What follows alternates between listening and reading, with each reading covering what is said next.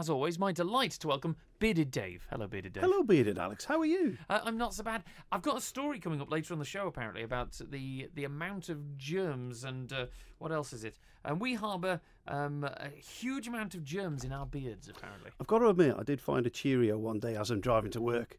Oh. Well, one of those cereal ring things. Obviously, other cereals are available.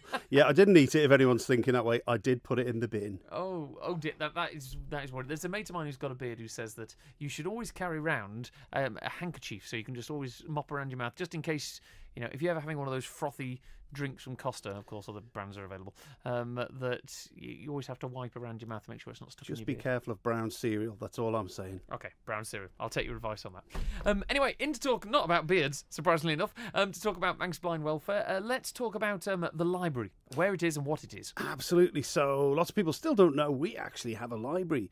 It's an audio library. We don't carry any large print books. We haven't done for many years because most of the local libraries around the island do have quite a good supply of those. So we have an audio library, and it's based at our centre in Corancourt in Onken. Now, how does this library system work? Because you mentioned there are libraries around the island, and we're talking about what makes yours different and how does it work for people who are sight impaired? So, of course, ours is an audio library purely. We have a team of volunteers who come in and they run the library, so they check all the books in, check them all out, put the new titles on, and they're working every day throughout the week up there.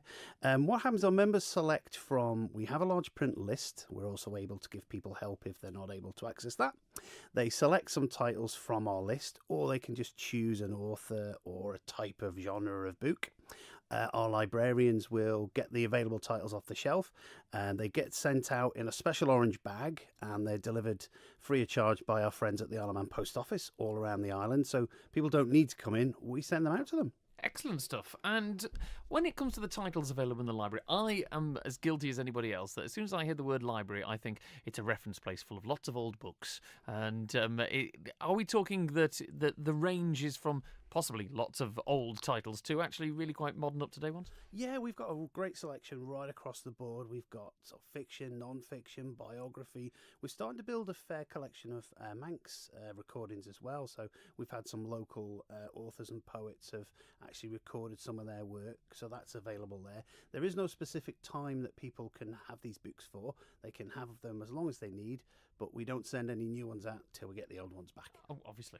And when it comes to listening to them, you mentioned there how the service works from your end of it, as it. But when it comes to the library members themselves, how do they listen to it? What sort of devices do they So use? over the years, we built up a lot of cassette books, but unfortunately, we stopped being able to buy cassette books quite a few years ago. Yeah, if you want to know what a cassette is, go and look on Wikipedia. Oh, I had to explain that once to some school children. Did I feel old?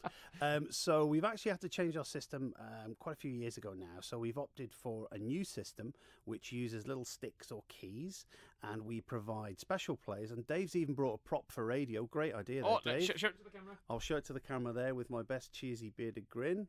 That'll be lovely still for the mantelpiece. What it is, a little small box about the size of a radio, has a slot in the top that the key goes into, and then the person just turns it on and off the boot goes. Oh, excellent stuff. So it's one of these that, anyone can use sort of technology. And I've not found anyone who can't use them yet. We also provide them free of charge, so there is no, we loan these to people. There's no charge for any of our library services as well, so it's just useful to know. So if there's no charge and everything else, how do people become a member? Well, you need to be a member of the Manx Blind Welfare, which is fairly straightforward. If you're someone who's having significant sight problems, so something that wouldn't ordinarily be corrected by glasses, then you can become a member of the Manx Blind Welfare.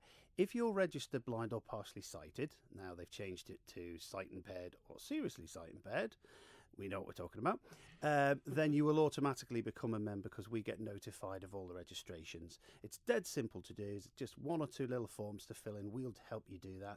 There's no charges, joining fees, yearly subscriptions, anything like that. It's a dead straightforward form. Excellent stuff. And if people want to become a member of Manx Blind Welfare or get in touch with you about any other services, apart from coming and seeing you up at Corancourt and Onken, how do they get in touch with you by web and stuff? You can get us on all of W's, mbws.org.im. We're all over Facebook, Twitter, and probably various other things that I don't know how to use. You can ring us on the old-fashioned telephone line, which is 674727, and there's someone there between 9 to 5 through the week. Or, as you mentioned, come up and see us in Onken. Kettles on.